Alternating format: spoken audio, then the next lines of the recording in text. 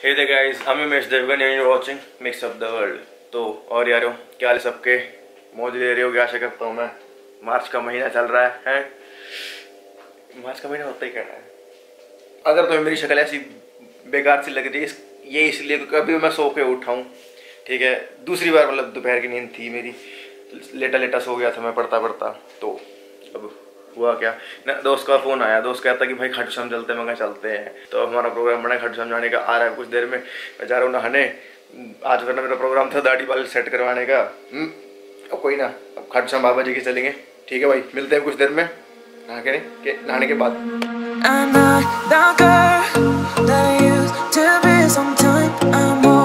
तो गाइस मैं तो नहा लिया, सब कर लिया, लेकिन जिसने बुलावा दिया नाम का प्राणी वही नहीं है।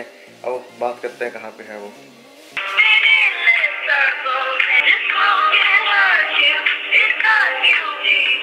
क्या ऐसा तो गाना लगा रखा है।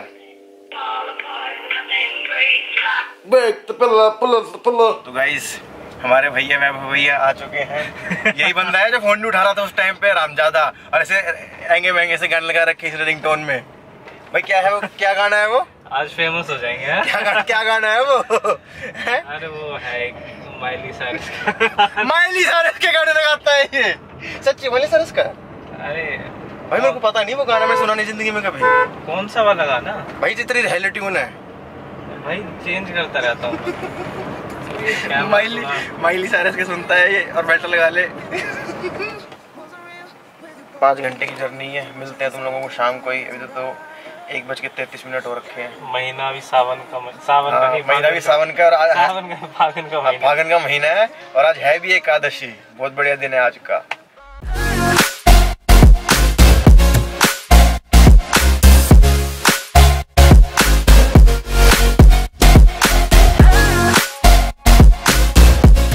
तो गाइस अभी हम यहाँ पे एक hotel Taj pre caterers and restaurant पे रुके हैं। फिलहाल तो अभी खाने रुके हैं।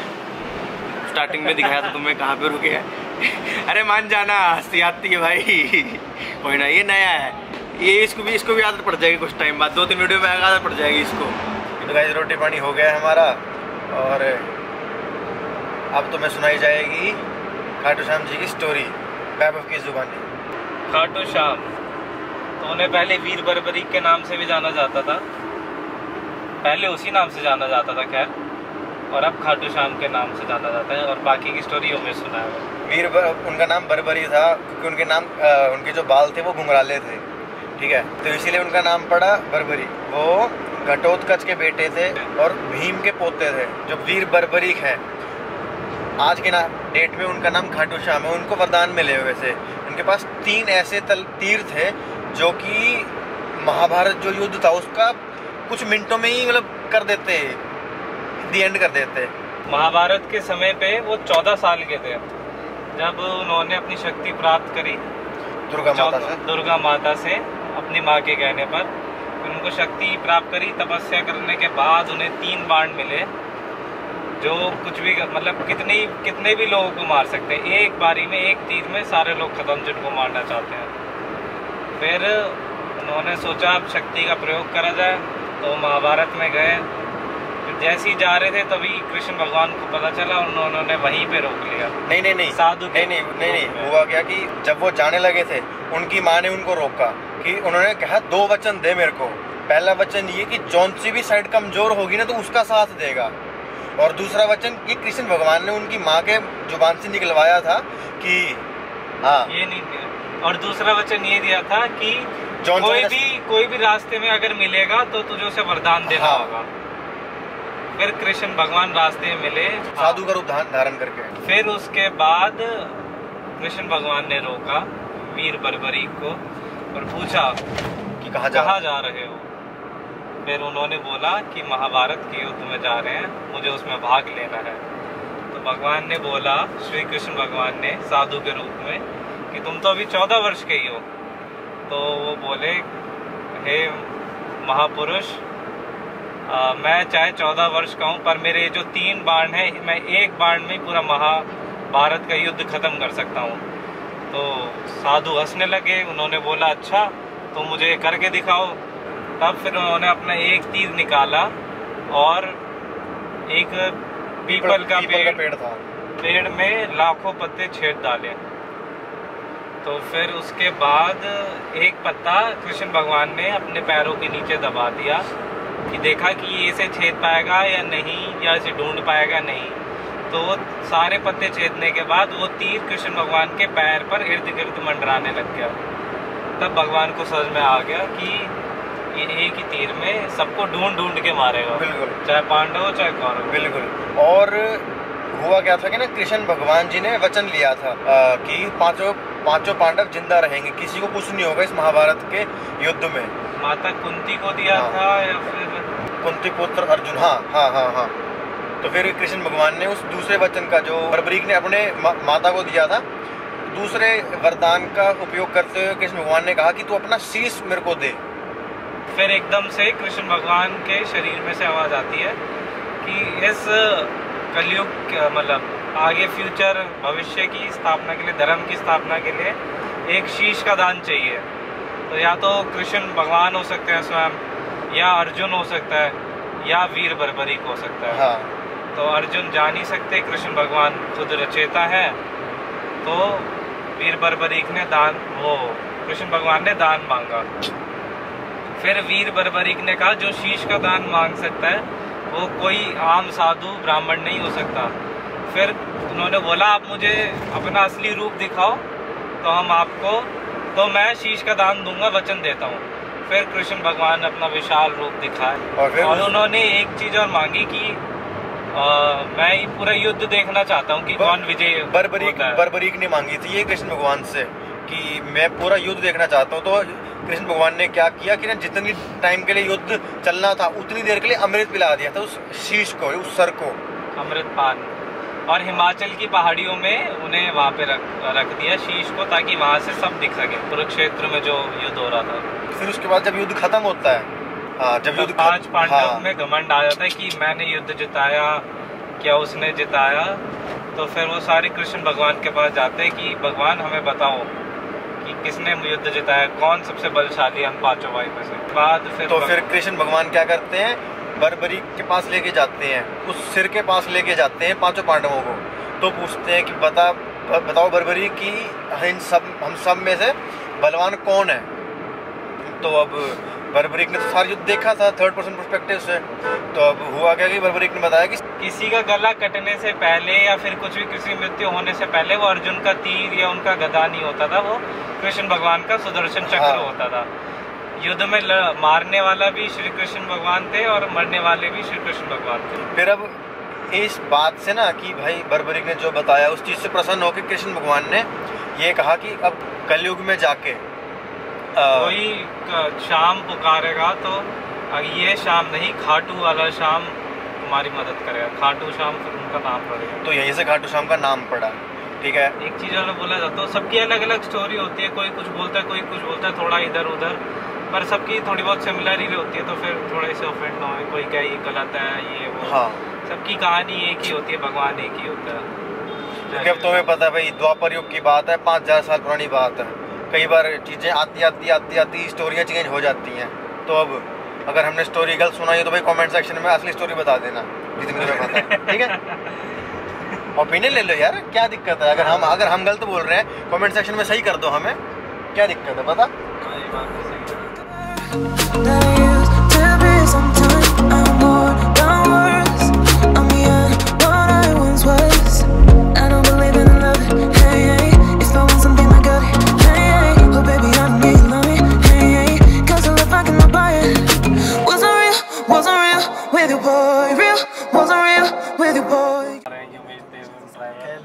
हमारे साथ हमारे एक मित्र, ये बताइए अपने बारे में। कौन है? मेरा नाम मालीराम सैनी है। अब आप टीवी पे आने वाले हैं, अब यूट्यूब पे आने वाले हैं। यूट्यूब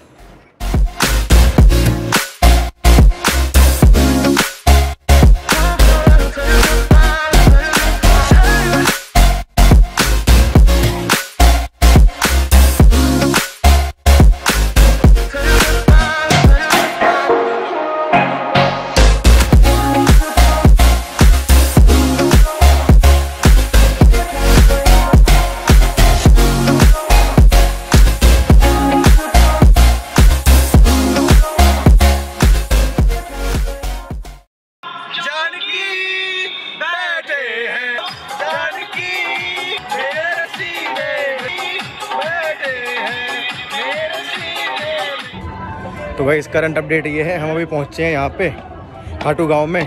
खाटू श्याम जी के मंदिर जाएंगे अभी। 1-1.5 किलोमीटर की वॉक है, गाड़ी खड़ी करी है अभी और भीड़ है दुनिया भर की, बहुत ज़्यादा भीड़ है। इतनी ज़्यादा भीड़ है कि हमें इतना ज़्यादा घूम घाम के आना पड़ा। गाड़ियों की एंट्री अलाउड नहीं थी, तो अब वॉकिंग कर रहे हैं हम।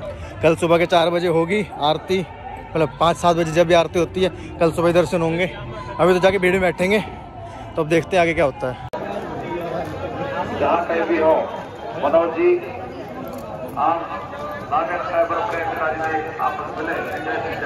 गुलहारे के सहारे की जय, गुलदीनवान धारे की जय। इतनी ज़्यादा भीड़ है, इतनी ज़्यादा भीड़। आज आखिरी दिन है इस मेले का, इसलिए ज़्यादा भीड़ है यहाँ पे।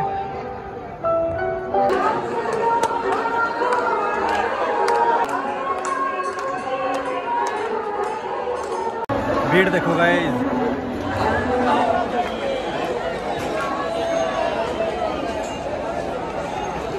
और अभी ना हम प्रसाद लेना भूल गए थे, तो यहाँ पे खड़े हैं ऐसे ये लोग, इनसे प्रसाद भी खरीद लिए चलते चलते में। फाइनली ये यहाँ से मेन मंदिर शुरू होता है। वो तो गाँव था सारा और बैरिकेडिंग कर रखी थी, अब यहाँ से मेन मंदिर शुरू होता है। भाई बार पंखा देखना वहाँ पे क्या साइज है।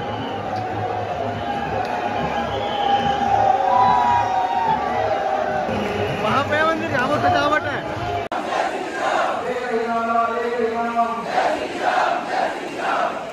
मैं पर्सनली ना अपना एक्सपीरियंस शेयर कर रहा हूँ। यूजुअली जब मैं इतनी भीड़ होता हूँ, हज़ारों की भीड़ में होता हूँ, मैं इरिटेट हो जाता हूँ। अभी तक मेरे को कुछ नहीं हो रहा है, इनफैक्ट मज़े आ रहे हैं। और टाइम हो रहा है, क्या टाइम हो रहा है अभी? 9:08। जब हज़ारों लोग आते हैं ऐसी आवाज़ आती है।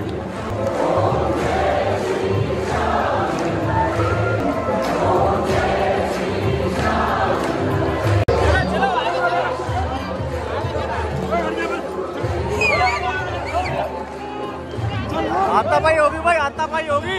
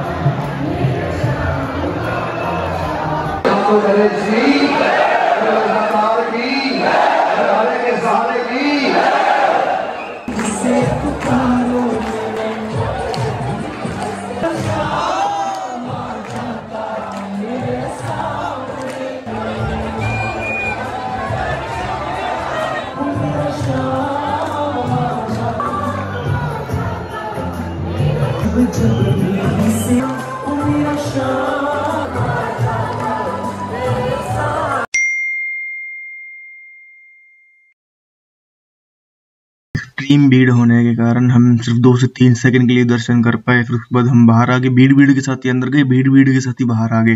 अंदर कैमरे लेके जाना भी अलाउड नहीं था। और बस फिर जब बाहर आए तो थोड़ा बहुत खाना पाना शुरू किया। बाकी जितनी भीड़ थी ये देख के तो हमें यही लग रहा था कि दिन के 4 बजे दर्शन होंगे, पर फिर भी 10-10:30 बजे हो गए थे। तो इस चीज़ के शुक्रगुजार हैं हम। इस दर्शन तो हो गए, मंदिर से बाहर आए हैं अभी हम। मेरे को नहीं पता तुम्हें मेरी आवाज़ आ भी रही है कि नहीं आ रही। जितनी सी आ रही है भाई झेल लो अभी के लिए। अभी जा रहे हैं गाड़ी की तरफ, पैदल पाँव में पड़ गए छाले, सड़क पे चल के नंगे पैर, पूरा हाल रखा है। कैसे करियो ये जो बाजे की आवाज़ आई थी ये बजा रहा है, करियो। कौन सा बाजा? अरे आप कौन हो? आपको फोन नंबर मिला कैसे? आगे कल का क्या प्लान है बता? पांडुपोल काली घाटी के रास्ते भानगढ़ जाएंगे कल। हट, काली घाटी भानगढ़ नहीं जाना पहले? भानगढ़ से काली घाटी से तो पांडुपोल। ठीक है चलो भाई, अब कल का तो पता लग गया, शेर बचता मेरा अभी।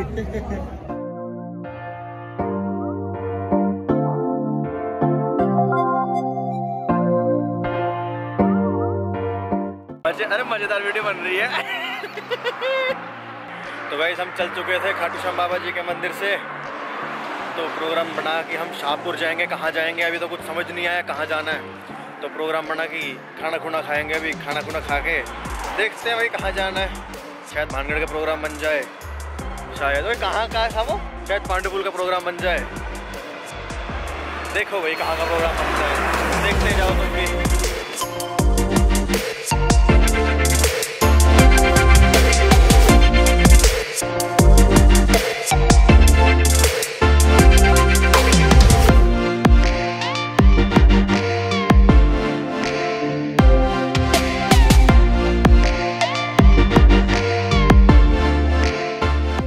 तो भी सो गए उठे हैं यहाँ मालीराम जी के घर पे रुके हुए से भाई काम शुरू हो जाता है उठते ही। अभी जा कहाँ रहे हैं? अभी वहाँ चलेंगे फिर पांडुपुल। अभी हम जा रहे हैं पांडुपुल। चलो भाई लो मौज। 4.5 घंटे की नींद ली है अभी तक। तो अब जा रहे हैं पांडुपुल। ठीक है भाई। यहाँ से पानी जाया करता था वहाँ पे मधुमक्खी छिड़ी हुई है इस टाइम। ऐसा भी क्या हुआ, यहाँ पे मधुमक्खी छिड़ रखी है सिर में बार बार। जो तुम्हें मेरे बालों का हाल देख रहे हो, ये भाई भी हैंडपंप के नीचे नहाया हूँ मैं।